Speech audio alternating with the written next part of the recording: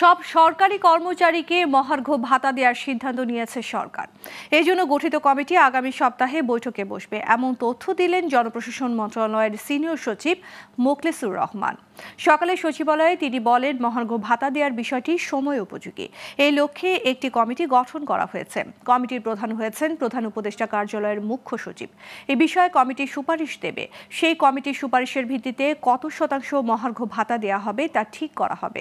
এর ফলে সরকারি কর্মকর্তা কর্মচারীরা বেতনের সঙ্গে আরও কিছু আর্থিক সুবিধা পাবেন।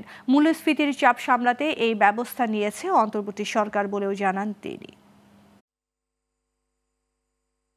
পে কমিশন একটা করা দীর্ঘ সময়ের ব্যাপার। ইন্টারিম টাইমে একটা মহার্ঘ ভাতা কমিটি করেছে, যেখানে আমিও আছি।